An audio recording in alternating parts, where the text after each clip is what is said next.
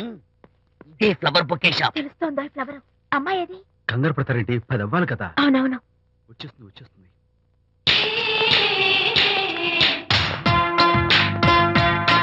వచ్చేసింది. హలో. ఏంటిది? పువ్వు. ఎందుకు? Love. Thank you very much. మళ్ళీదేంటి? మళ్ళీ పువ్వు. ఎందుకు? మళ్ళీ love. Thank you so much. Oh thank you. Thank you very much. Thank you so much. Oh my God. My God. Thank you. Thank you. I am so happy. అదయ్యింది. అవును. అదిగో.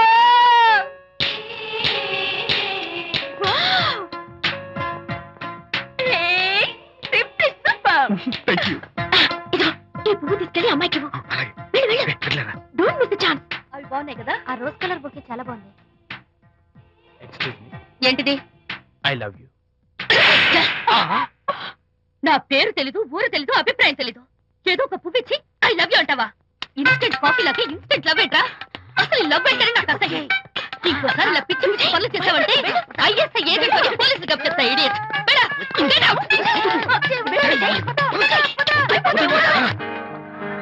పయనించేవో చిలుక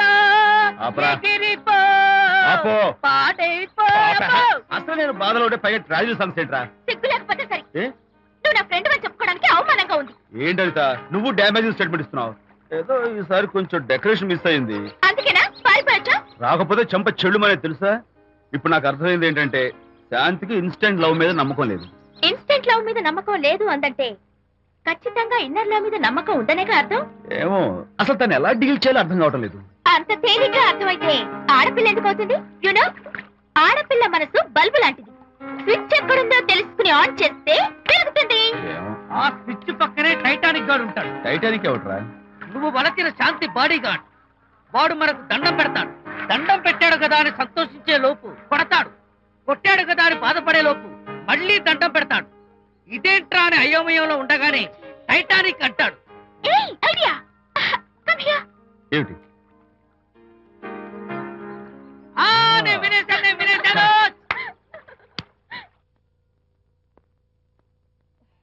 yes madam. Tell me your dream schedule Sheldon book వచ్చిందా? Sorry madam, stock వచ్చి రాగానే అయిపోయింది. ఒక copy ఉంచమని చెప్పాను కదా. సారీ అండి. Hello miss, just a moment please.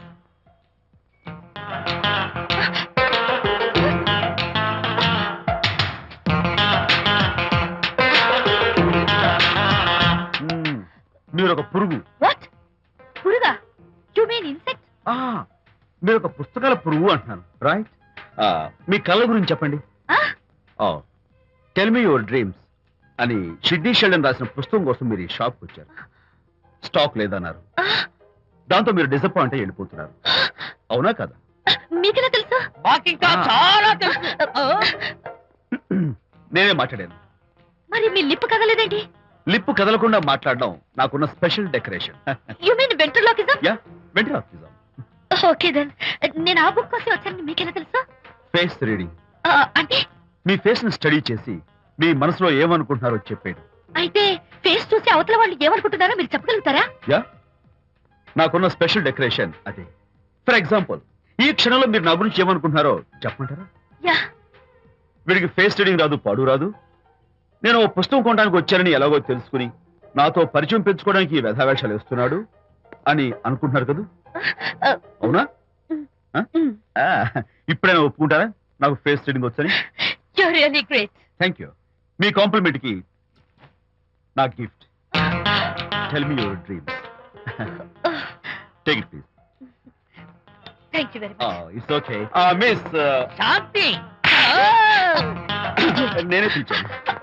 అన్నట్టు నా పేరు మీకెలా తెలుసా? అదే నాకున్న ఎక్స్ట్రా డెకరేషన్. ముందు నుంచి చూసి భావం, వెనక నుంచి చూసి నామం చెప్పగలను. వావ్.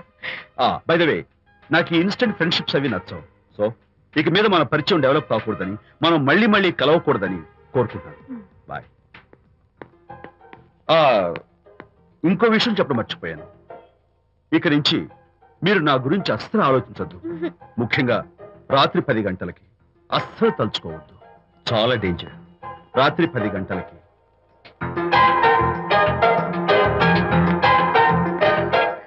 Typical guy.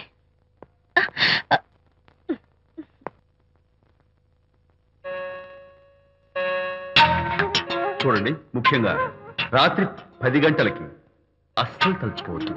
తలుచుకోను, అస్సలు తలుచుకోను.